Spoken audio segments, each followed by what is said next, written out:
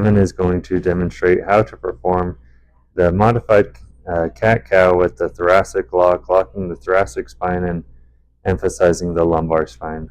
Starts in a neutral position. He is going to drop his stomach and hips, allow for more extension, and then he's going to come up as high as he can, focusing on that lumbar flexion, and then he's going to drop it down again for extension. 8 both directions, 2 to 3 sets.